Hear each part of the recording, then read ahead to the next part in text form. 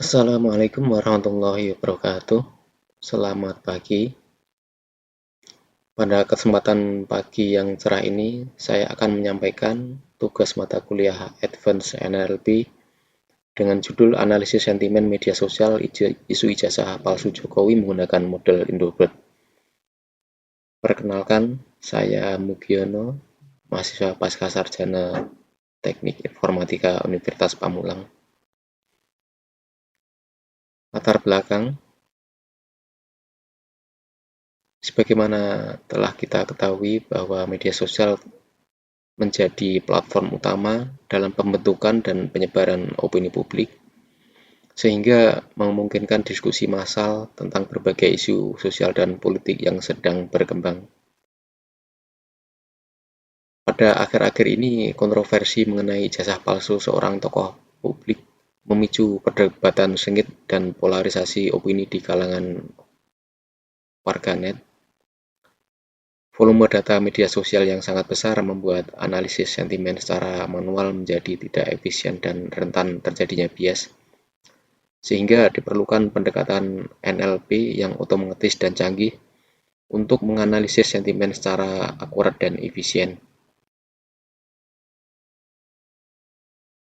Berdasarkan latar belakang tersebut, bisa dirumuskan beberapa masalah. Yang pertama, bagaimana membangun model Indobird, bagaimana mengevaluasi kinerja Indobird, kemudian bagaimana persepsi publik terhadap kasus isu ijazah palsu Jokowi. Tujuan penelitian ini terdiri dari 3 tujuan utama yang saling berkaitan, yang berkontribusi pada pemahaman dan aplikasi NLP di konteks Indonesia. Tujuan pertama, membangun model analisis sentimen. Tujuan kedua, mengevaluasi performa Indobird. Kemudian tujuan ketiga, mengidentifikasi persepsi publik. Kerangka pemikiran ini menguraikan tahapan sistematis dari pengumpulan data hingga analisis sentimen, membentuk dasar metodologi penelitian.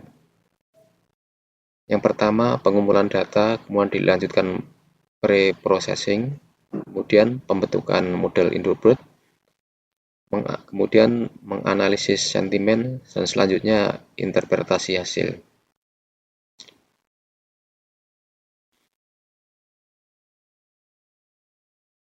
Dataset yang kami peroleh melalui crawling data dari komentar YouTube menggunakan API G.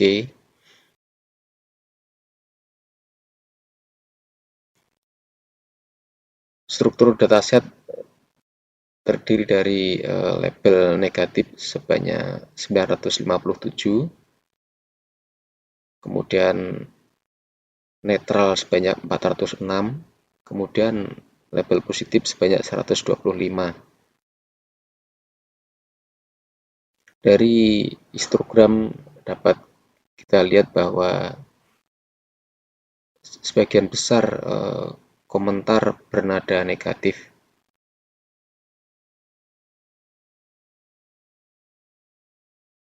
Tahap selanjutnya adalah pra-processing text. Yang pertama, case folding, yaitu mengubah semua huruf menjadi huruf kecil untuk keseragaman data dan menghindari duplikasi data. Kemudian normalisasi teks, yaitu mengoreksi singkatan atau kesalahan ketik menjadi bentuk standar sehingga meningkatkan konsistensi data. Yang ketiga, penghapusan tanda baca, yaitu menghilangkan tanda baca yang tidak relevan untuk analisis sentimen sehingga dapat fokus pada konten tekstual.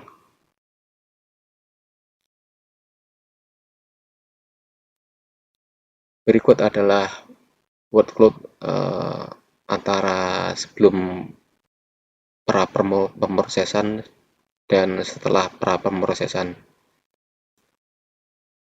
Nampak bahwa sebelum pra pemrosesan terdapat kata-kata singkatan sedangkan setelah prapemrosesan kata-kata menjadi bersih.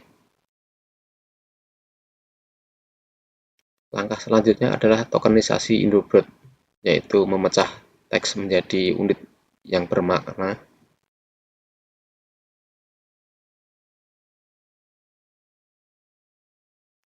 Kemudian tahap selanjutnya pembagian data untuk pelatihan model.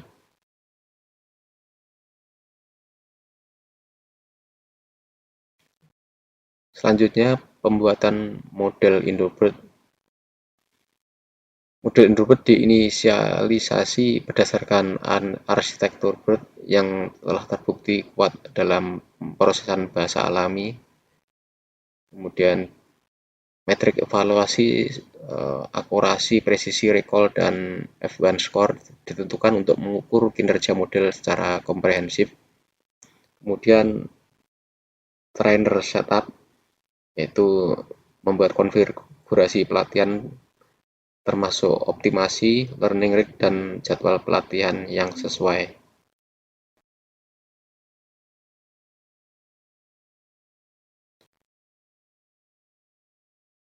Dalam pelatihan model Indobird dilakukan sebanyak 3 epoch. Dari tabel bisa dilihat bahwa training loss menurun tajam, yang menunjukkan bahwa model semakin baik mempelajari data latih. Namun, dalam validasi loss justru meningkat dan akurasi validasi menurun, yang menandakan overfitting. Nilai F1 makro sedikit meningkat pada epoch terakhir, tetapi masih rendah sehingga performa model belum rata antar kelas dan masih bias terhadap kelas mayoritas. Dari grafik training loss dapat dijelaskan bahwa training loss menurun secara konsisten seiring bertambahnya step, yang berarti bahwa model berhasil mempelajari pola pada data latih. Penurunan loss yang stabil menandakan proses optimasi berjalan baik, meskipun perlu dibandingkan dengan validasi loss untuk memastikan tidak terjadi overfitting.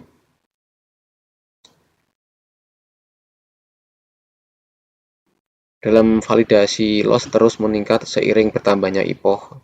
Hal ini menandakan bahwa kesalahan model pada data validasi semakin besar, yang menguatkan indikasi overfitting, di mana model belajar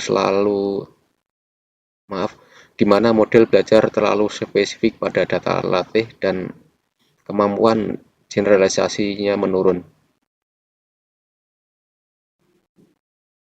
Dalam grafik validation F1 makro sempat menurun pada epoch awal, kemudian meningkat pada epoch selanjutnya hingga sekitar 0,29.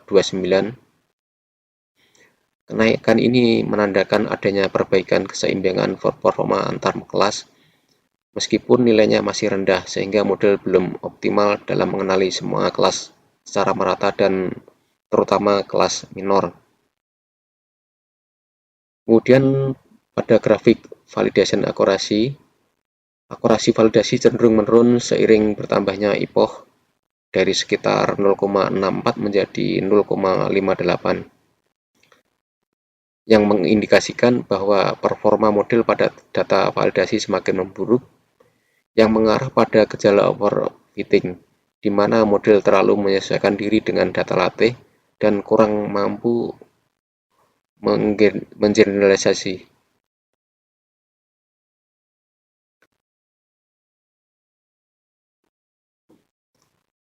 Tahap selanjutnya adalah evaluasi model. Untuk precision menunjukkan ketepatan prediksi model, yaitu seberapa banyak prediksi suatu kelas yang benar dibandingkan seluruh prediksi kelas tersebut. Pada recall menunjukkan kemampuan model menangkap seluruh data aktual suatu kelas, yaitu seberapa banyak data yang berhasil dikenali dari total data sebenarnya. F1 score rata-rata harmonis antara precision dan recall digunakan untuk menilai keseimbangan keduanya. Kemudian akurasi, presentasi seluruh prediksi yang benar dibandingkan total data, namun kurang representatif jika data tidak seimbang.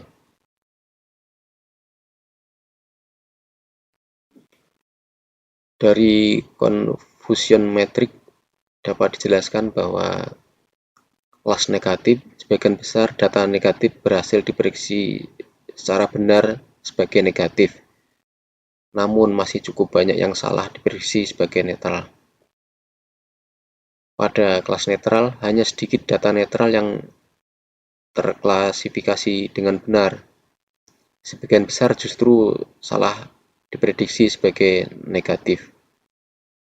Kelas positif, seluruh data positif gagal dikenali dengan benar. Sebagian besar diprediksi sebagai negatif dan sedikit sebagai netral.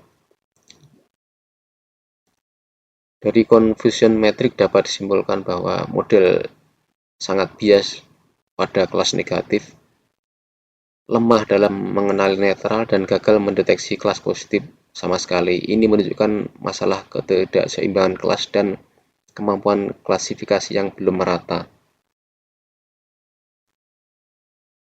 Pembahasan.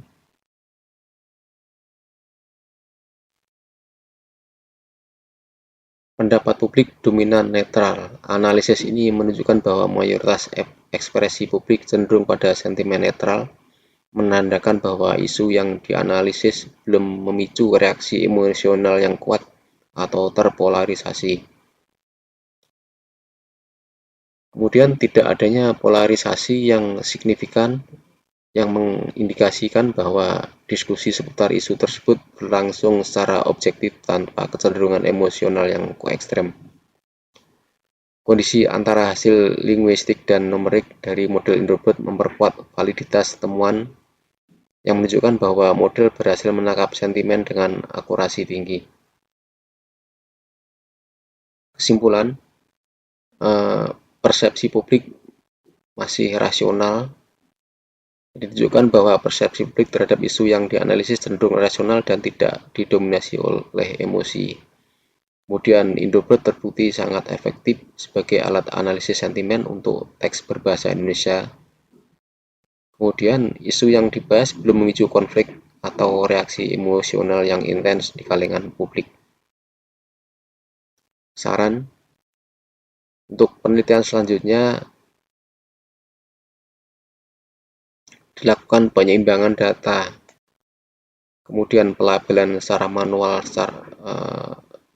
terhadap seluruh data, kemudian membandingkan dengan model lain mana yang lebih akurat. Terima kasih. Assalamualaikum warahmatullahi wabarakatuh.